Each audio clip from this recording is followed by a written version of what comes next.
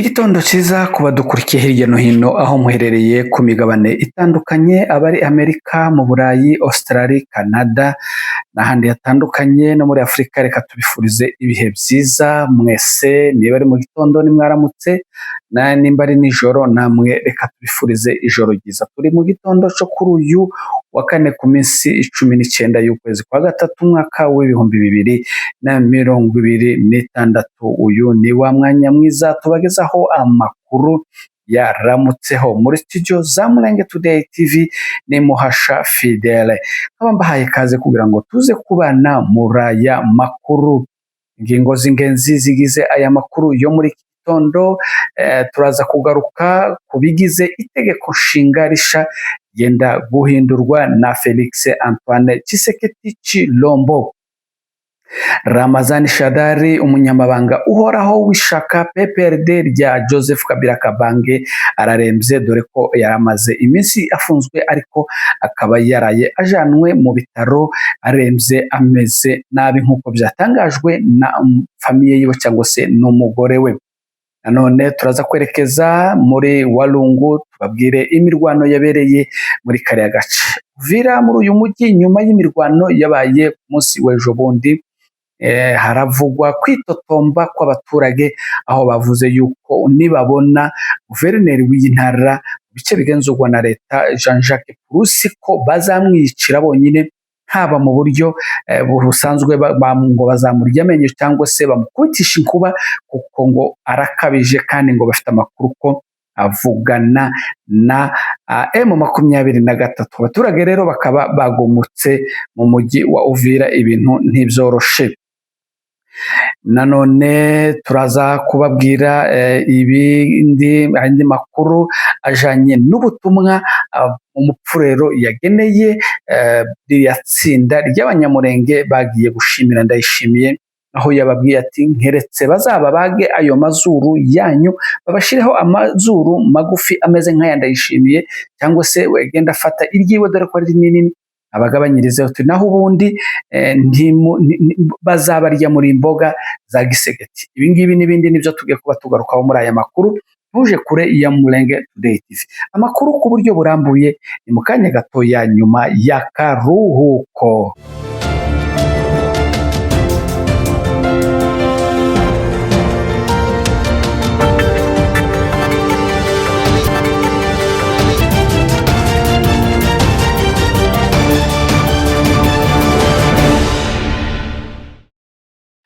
Nyemerere nongere mbahe kaze muri aya makuru yo muri iki gitondo cyo kuri uyu munsi.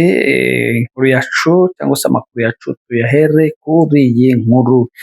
Uko mubizi mu gihugu cyacu hamaze iminsi hariho gahunda cyangwa se tentative yo guhindura itegeko nshinga, nk'uko perezida w'igihugu cyacu cya Repubulika Iharanira Demokarasi ya Kongo Felix Antoine Tshisekedi Tshilombo arimo kubyifuza cyangwa se ari muri iyo mikino.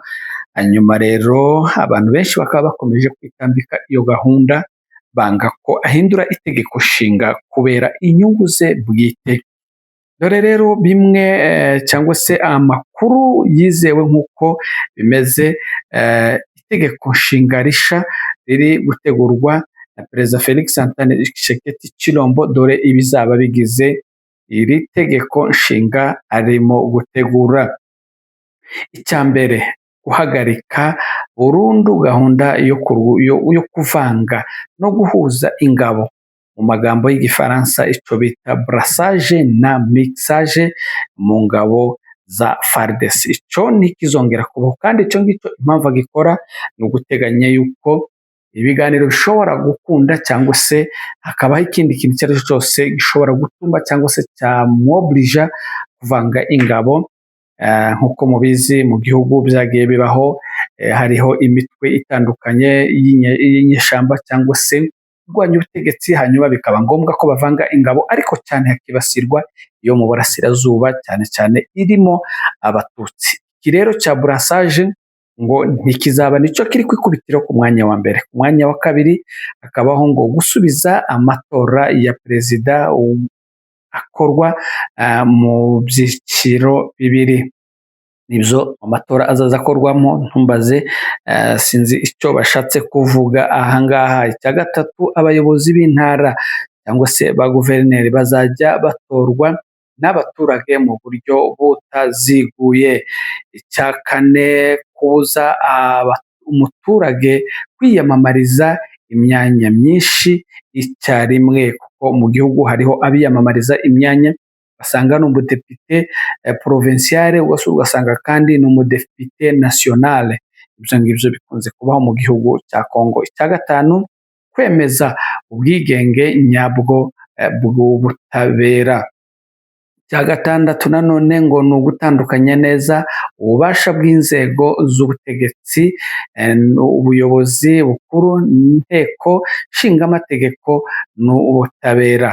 Icya karindwi ni ugukaza ingamba zo kurwanya ruswa no kudahana mu micungire y'umutungo wa leta.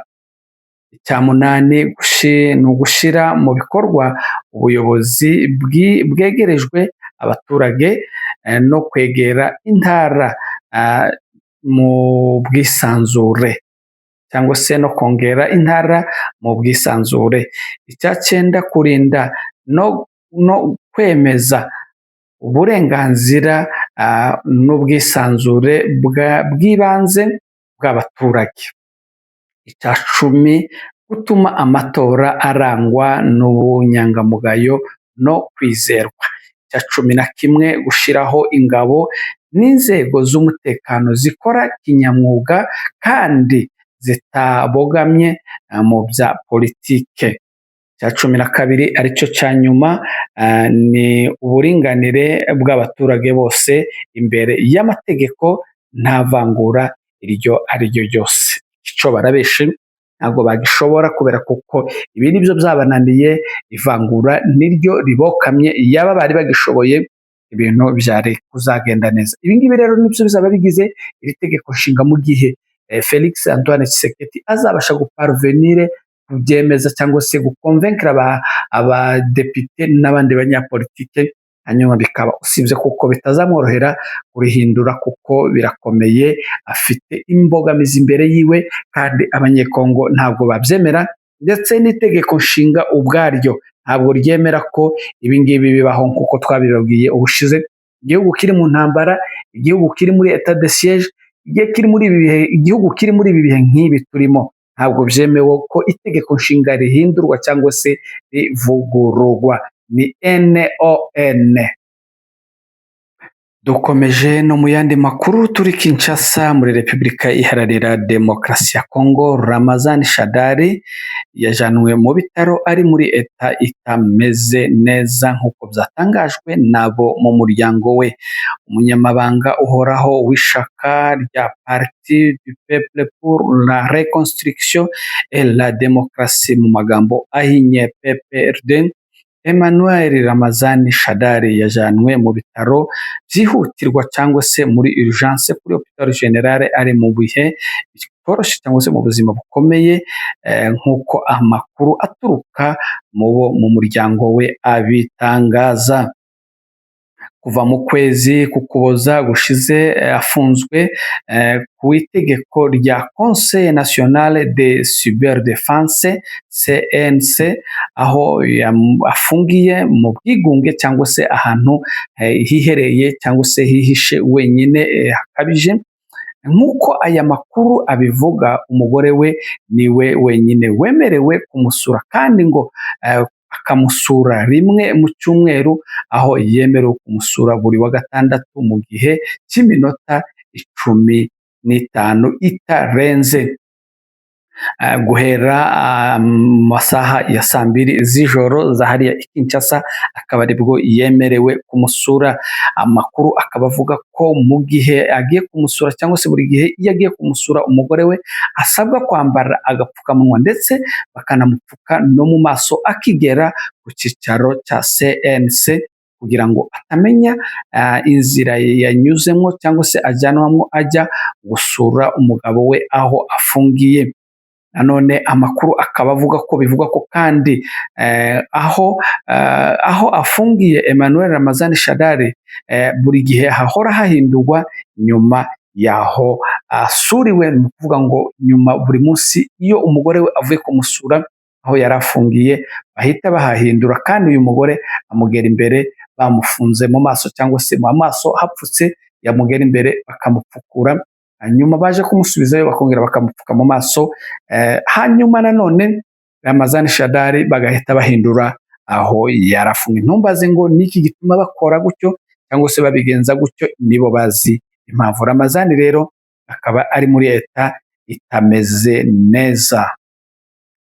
Munyemerere tugaruke gatoya mu burasirazuba bwa Repubulika Iharanira Demokarasi ya Kongo, twerekeze mu ntara ya Kivu y'Amajepfo muri teritware ya Walungu, aho ku munsi w'ejo habaye imirwano mu gace ka Kamisimbi, aho abamayimayi bagabye ibitero ku birindiro by'ingabo za ARC, aho imirwano yatangiye mu masaha ya saa 2, ariko kandi ingabo za AFC zikaba zaraje kwirukana aba barwanyi ba mayimayi bari baje kugaba ibitero, dore ko basa n'abiteguye gutsindwa, ariko kandi baba baje kunyaga, nta mugambi cyangwa se nta mbaraga baba bafite zo kugira ngo babashe kwigarura aka gace. Ingabo za AFC zikaba zarabakubise bagahunga batumva batabona hariya muri teritware ya Walungu.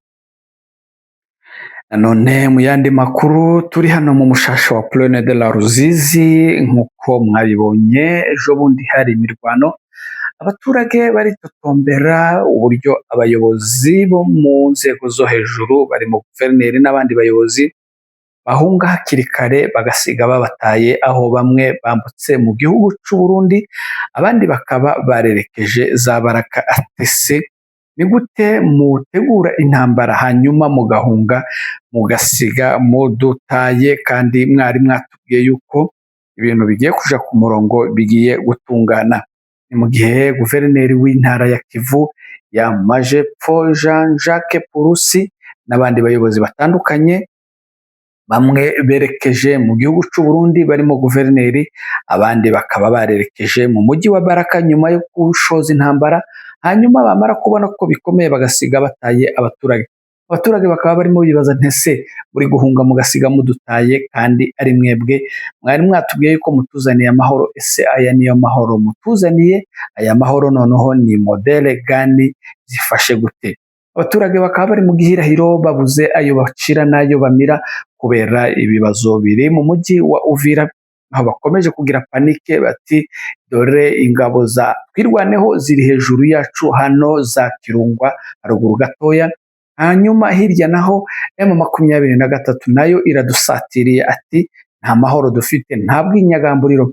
Abarundi nabo begereye imipaka yabo baranforce ingabo, ati turabona ibintu mu by'ukuri bitari shasha, kandi abayobozi bamaze kuduta mu gihe bari batwijeje ibitangaza. Mu mujyi wa Uvira rero bikaba bitameze neza mu by'ukuri, aho abaturage bari muri wasiwasi, mu gihe abaturage bari mu bice bigenzurwa na AFC nk'uko mwagiye mubibona mu makuru twabagejejeho ejo, bameze neza. Activite ni zose ibintu byerekana yuko abaturage barimo kugenda basobanukirwa ko AFC ibafitiye imigambi myiza kandi ari ubuyobozi bubereye abaturage bose. Aba baturage rero bakaba bavuze bati Perusi cyangwa se Purusi ntabwo tugushaka. Reka mwiyumvire abadamu bo mu mujyi wa Uvira b'abapfurero ibyo bavuze, cyangwa se ibyo bari kuvuga, bavuga bati ntabwo dushaka ko wowe Perusi cyangwa se Purusi, guverineri w'intara ya Kivu y'Amajepfo, M23 izongere yinjire muri uyu mujyi uziyimbire umwobo. Bagumutse, ibintu byakomeye, ibintu byafashe indi sura. Ati tuzakoresha ikirere, tuzashira imbunda hasi, hanyuma twerekane. Wiyumvire ibyo aba bagore bari kuvuga. Sisi mama wa Uvira tunasema hivi, juu tumeshaona guverneri wa Uvira na zidi, tulishampa onyo karibia mara 1000. Kila wakati tunamwikalisha chini, tunamwambia hii nchi ni yenu. Kama yeye alipeleka familia yake Bulaya na bibi yake, alafu achetuwisha si hapa Uvira. tunasema kuanzia leo, Gavana Perusi, rudisha mawazo yako nyuma haraka sana. Uvira kukiingia sime kunaingia Banyarwanda Uvira tena bakie uwa tena Bakongomani. Bakongomani waliuawa hapa, hakuna mwenye ulitoka Burundi au kusema hata neno. Ulikuta makaburi iko kule, hakuna hata neno moja ulisema seme watu walikufa. Tena leo tunaanza sikia wewe ndio unaanza ita Banyarwanda bakuje baingie Uvira. Tunakwambia hivi Perusi. Banyarwanda bakiingia Uvira. Ujue wewe na staff yako yote batakuua kunjia zote zile. Kama ni njia za radi utakufa. Kama ni njia za nyoka utakufa na staff yako yote. Bas. Utakufa Perusi juu ulishazoea. Ulishazoea. Mbele ulituingizia Banyarwanda bakakia kufanya kafuyo Uvira, bakaua babijana. Wewe hakuna hata neno moja litoka Burundi ukaenda jorosha hako Misuri kule Burundi. Hakuna hata kuja kupata watu hata pongera wenye balikufia shebale batoto. Watoto walikuwa naibiwa mnyumba, wanaenda uwa kule. Ulikuta makaburi na jaa watu wa Uvira wanakufa pale. Tena leo unaanza tuingizia magari ya Banyarwanda. Tunakwambia hivi. Tulikuwa tunakuangalia na macho cheba na mke tunasema hivi. Kama ulitoka mtumbo yetu. Na ndio sisi tutakurudisha hemo. Game over. Juu wewe pale vile uko wewe Perusi uko pale, hauna bibi pale, hauna mtoto pale. Pale wenye uko nakia uisha ni watoto wa wengine. Nabo banasoma, bataweza soma bafikia hata kutumika kazi mu serikali sasa ndio unatumika wewe. Na tunakwambia hivi, kunjia zote zile Perusi. Uvira kukiingia Banyarwanda. Njoo kama ile mirundi yako ende Burundi. Burundi hautafika kwenye utaenda. Na staff yako yote. Na staff yako yote kwenye atakimbilia. Na wewe Perusi kwenye utakimbilia. Moto ndio itakukuta pale. Kokote kwenye utaenda. Usije tuchezea. Yote ndio uko nafanya, si watu wa Uvira tunajua gisi uko nafanya. Kama unatora tunakupongeza Perusi. Lakini tunajua benye uko nafanya Perusi. Ati mikino yawe yose turayizi. Gouverneur Perusi tunajua vyote benye uko nafanya. Gavana Perusi. Usicheze na Bafulero Perusi. Vizuri gukora. Usicheze na hii makabila ya Sud Kivu. Kama uko Mnyarwanda, uingizie Mnyarwanda kwenu kule Mnyarwanda. Udimisione, tutafute gouverneur mwingine mwatakia tuchunga wa Uvira. Udimisione. Kama vikuwezekana ufungwe ku serikali. Kama vikuwezekana ufungwe ku serikali. Utakufunga kuzingine njia. Ikawa Uvira pale utona siku moja utakuwakia. Utalungula na uko natembea wewe. Wajusha zoea watu sana. Tena uingize Banyarwanda Uvira Perusi. Uje kuuisha watu tena Uvira. Vraiment? Uvira watu waliuawa ingekuwa sema watoto wetu wazalendo wakusimama uwa wale wakuu wenyewe walikufa pale. Uvira Banyarwanda wangetoka. Na tunakwambia hivi. Unazania sema wale wenyewe walikufa kule Uvira walikufa na bombe ya kizungu. Tuko na bombe itakumwaga na wandugu wako wote.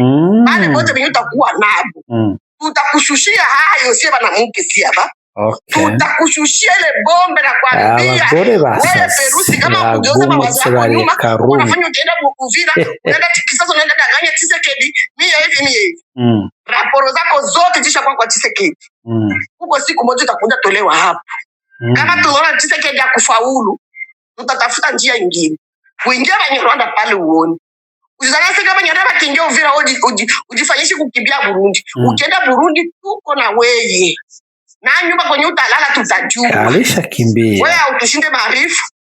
Na kwenye utalala tutapajua. Haiko tena. Hata uko na maskari 100. Tutajua.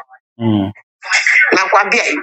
Kumbe kwa hiyo kama unapenda amani na sisi hapa Uvira. Geuza mawazo yako ya kuongea na M23 bakuje kuusha tena watu Uvira. Geuza mawazo yako. Mimi nakwambia siku utaona Banyarwanda wanaingia Uvira na ndio siku maisha yako itaisha na wewe. Voilà. Hatutangoja risasi bakutafute kurisasi, hatutangoja hivyo. Utapotea tu kunjia zote zile chini mpaka juu. tutakutafuta chini mpaka juu. Ukimbilie Kishasa, ukimbilie Burundi, ukimbilie Lubumbashi, ukimbilie wapi, utaona cha mtema kuni. Akikimbilia Minembwe. Juu tulisha kuikalia kimya sana, uko naendelea tu nile mambo yako, nile mambo yako, nile mambo yako, nile mambo yako. Ni hatari. Tunakwambia Kasoko na wanawake wa Kifuleru. Kasoko na wanawake wa Kifuleru. Kasoko na wanawake wa Winyindu. Kasoko na wanawake wa Rega. Utawaona kama wako wana. Sie wote tulishaambiana na Burega na Bubembe na Uvira na kwa Winyindu. Tulishaambiana sie banamuke bote tulishaambiana. Fanya desordre ya kusigari 3 zile zinakamatiwa kule. Ulikosha ambia bazalendo baende kupigana kuvilima. Basoda ba FARDC mubake nabo pale. Pale bote basoda ba FARDC abata rudi kwabo. Baingize tena M23 Uvira mutahoni. Tutaacha bunduki, tutacha bunduki chini. Tutapigana sasa muhewa sasa ngani. Mashi yake. Tutapigana muhewa. Ndio tutapigania. Njoo mtaona kama watu wanasirika. Amkusikia hizi tantoli baambia tutapigana kwa njia zote. Ungoje tunataka pigana sasa kwa maheo banamuke ndio wataanza pigana. Banamuke bamwa balaanza pigana Minembwe kula mkono. Amkono banamuke wanaanza pigana kule Minembwe. Ndio. Tutakuwa tunapigana na sisi. Hatuna nguvu. Mtaona. Kama unazania sasa nitata naingiza ba M23 ndio unatia miguu yako Burundi. Henda Burundi ujue uko na rwako kumugongo. Hatutakufa sie peke Uvira. Tutakufa na mwela ba FARDC nyama naingiza banani Uvira. Kunjia zote zile kama itakuwa nyuki. Kama itakuwa manyoka. Kama itakuwa maradi utaona. Ile radi iliwa wale ba Uvira ndio itakufuata kote kwenye utaheni. Itakufuata wende watu wende wapi. Na kama mtakuwa ngapi na wale basoda wako bote mutateketei. Mutaona wanawake. Tulishasirika, tulishachoka na kukimbia kila siku. Tulishachoka kila siku kubeba watoto kukimbia. Pole mama. Tulishaenda shauri sema na mke bote. Pole kabisa. Tulisema tulishachoka. Pole kabisa. Mwenye tatuingizia Banyarwanda hapa sasa. Amuya choka na baba. Na Banyarwanda watakuja na mweye. Bote tutawata pamoja. Juu mcha jizejere sana, mcha tutesa sana sema na mke ba Uvira. Atulale manyumba, atufanye cha kuendelea, atufanye kinini? Watoto banahangaika mpaka hivi watoto wako Burundi. Sungana anasema ba refugee barudie. Juu wako M23 yulipeleka kule kukambi barudie Uvira. Tulishajua sekre yako yote. Hivi tutaanza kuangalia chini mpaka kumuguu wako mpaka kunywele zako. Perusi fungua macho. Mtamunyola na kipara. Fungue macho kabisa. Usipoangalia mbele na nyuma. Hey, utaona cha mtema makuni. Mwambie hii message mfikie. Ndo hiyo odi kufikie Perusi. Hii odi napelekea juu ya Perusi na wale wa M23 wenye wako naingiza Banyarwanda. Ndo tuko napelekea hii audio. Hii audio hii tunaipelekea wale basoda ba FARDC wenye balikula dawa ya Kabila. Hawapendi kutoka kwa Kabila. Na Perusi ndo tunapelekea hii audio. Bataona cha mtema makuni kitatoka Uvira. Baingiza Banyarwanda bahoni. Ngayo nguko abagore b'abapfurerokazi bagumutse bariye umwanda ngo ntibashaka ko Urusi umujyi wa Uvira wigarurikwa. Ati henda uko ubakie uko na hiyo mirundi yako ngo bazamwogosha, kandi nabonye ari uruhara. Sinzi nimba bazamwogosha iki, nimba bazakuraho uruhu. Ibyoroshe mwa abantu mwe, abaturage bamaze kurambirwa n'ubutegetsi bwa Kinshasa. Mutumva bari kuvuga gutyo, mu byukuri abantu bararambiwe. Reka tubihanga amaso turebe ko bazogosha Urusi bakamukuraho uruhu, kuko umusatsi wo ntawo afite. Pole wakaaji wa Uvira, lakini lazima na nyinyi muwe macho, mufunguke macho, mujue, muache ubaguzi na muishi na wengine ambao mnaita ni Wanyarwanda. Hao ni wandugu zenu, si Wanyarwanda, ni wandugu zenu. Lazima mkae nao, hamtakaa kwa hiyo nchi peke yenu, hamtakaa kwa hiyo mji wa Uvira peke yenu, hamtakaa Baraka peke yenu. Lazima mkae na muishi pamoja na wenzenu wa Kongo mani. Ngayo nguko uko byifashe abaturage barakaye bariye karungu. Nanone reka muze kumva ubutumwa bwagenewe bariya bagabo cyangwa se ririya tsinda ryagiye kureba Perezida Ndayishimiye, abasore n'abagabo b'Abanyamulenge bamubwira yuko nta bwicanyi buri mu Minembwe, nta bwicanyi buri gukorerwa Abanyamulenge. Umupfu rero yabageneye ubutumwa. Uyu si Umunyamulenge wabubageneye, ni umupfu rero wabageneye ubutumwa. Abatumva igipfu rero mwegere abacumva kugira ngo babasobanurire, mwumve uko uyu mupfu rero yababwiye cyangwa se yabahaye message, ababwira ati mwa bantu mwe muri kugenda kubwira Ndayishimiye ibyo ngibyo kandi ari we wishe bene wanyu. Ubutumwa bwanyu ngubu mwiyumvire mwenyine uko uyu mupfu rero yagize. Mtama wewe mfa kufuatana aho ibita igitwe n'amaguru YouTube tugwa twakagala YouTube kaya babo bakomukuhima balira Kinshasa tulira tugala tukinshasa bano boshi tugabareza kwiketa mango indambara ya mali malaki gucya mali patikana yaba boshi bagarenga ukanefu tugabalonke munda kawaza kagenda namunda nali bwini aliri nolya nabalya boshi bakagenda bandulwe nabanandi boshi bagabagwana tugabalongukira mushubazi munda aliri bagagwana mushubazi munda gwetagalimire bishimbo yababohe iketali gwetagalibika mwigose data yetali no gwetagalibika mwigose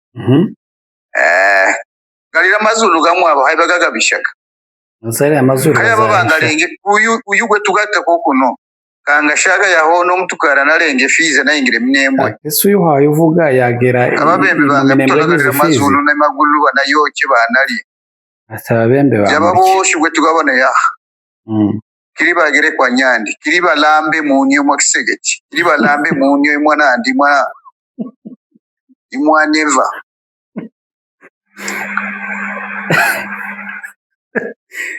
nabyo bagarika kohe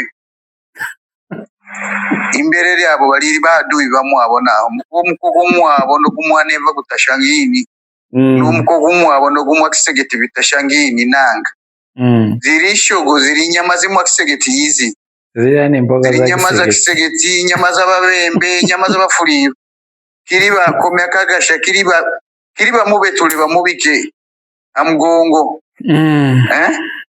bawete bagasifia nevo mboka bagirira kazi kija nabani naboshi baliri mu makambi ngo bari gushimira Ndayishimiye kandi bari mu makambi ya Uganda ali hana kivali nadu kamushabire yage nyumbe Minembwe nyumba yamwage kayochwa ha Minembwe nina naliri mufuire na mufuire kwanza tahiti kiri banandi bakamuyokera manyumba talirete mu Kisegeti yuno mufuire abalundi kaliye kamushabira kaliye kashabira nina kandi na taliri mu bukimbizi inani Buganda yababohe baleke batayiji byo bali mohe bawejagendi ikomera kagasha utabalozizi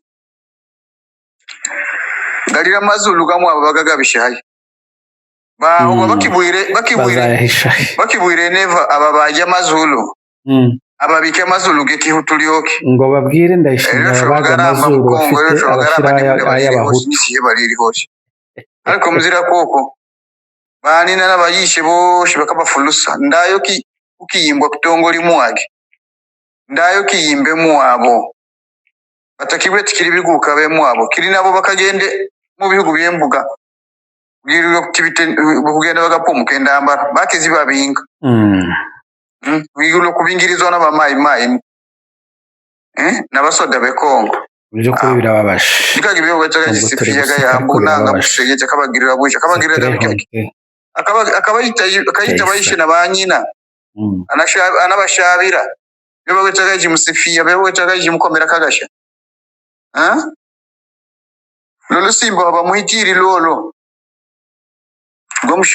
gomshegulo kabahereza gogo tubwa yutumashi tubwa twakagala yutu shibabugagende bugalamba mashando kaloze faranga mugenda bagakomba muniyo kuloze faranga yabo bushayubo bunabshayubo ndaho bagalo bagwete bagayitisangana bano tumubaruronga bakafwa bayimaziri bapfuye bahagaze batakiri bandu bagumana yabo bapfushije bakafwa bayimaziri bano birunda bino bigwete bigazati mango kiugu cyarongoka naho bano bagatanye munda bagalola bagatanye ndayo gajabuke Kongo ndayo gake Burundi ndayo gake Rwanda yamglara ke oshi kirina ha Kenya batanga fina bano na Buganda batanga fina kwiyama babaleza kwe nani kulikubaleza kwe nani iketa muigosi iketa muigosi bakimaketa muigosi bano boshi kera bakayihumbira izaboshinda zino bakayihumbira zaboshinda batayitwa na Kisegeti batayitwa na Neva bene wabo bagabaniga bonyene kubonyene na tugabaniga yaba bakizibareza ko nani amaketa muigosi yabo tugabagosa bareke. Murabyiyumviye uyu ni umupfurero urimo kubwira ririya tsinda ririmo ba Bosco Manyota n'abandi ababwira ati ibyo murimo ntimubizi cyakora murababaje kandi muteye agahinda ati ngeretse bazaba bage ayo mazuru yanyu babashireho amazuru y'igihutu naho ubundi muri imboga za Gisegeti muri mwe ntawanyura ifizi atega imodoka yerekeza ifizi aje mu Minembwe nuko niko bimeze aba ni babandi n'ubundi bafite n'ubundi amadosiye abo ngaba tuzabagarukaho uko bafite amadosiye menshi uko mubabona hariya bose ku mafoto buri wese afite dosiye yiwe kandi zose tuzazigenda tuzivugaho uko zimeze. Hanyuma rero reka tubashimire mwebwe mwabanye natwe muri aya makuru yo muri iki gitondo dukomeza kubashimira mu by'ukuri ku bwitange mukomeje kugaragaza kuri soutenance yanyu mukomeje kutwereka kuri Mulenge Today TV turabashimiye aho muherereye abari Amerika mu Burayi Australia Canada nous disons merci beaucoup kandi mukomereze aho ngaho abatarakora subscribe wibuke kuyikora kugira ngo muze mubona amakuru meza mu kanya turaza kubashiriraho ibiganiro n'ibindi byiza twabateguriye cyangwa se twafashe ubwo ejo twari kuri tele hari ibiganiro byiza bibakumbuza imuhira birimo inka birimo ibintu by'iwacu kandi bizera yuko biri buze kubamerera neza no kubafasha mwari kumwe na Muhasha Fidel mukomeze mugira ibihe byiza n'amahoro ya Nyagasani kongere mu yandi masaha ari imbere.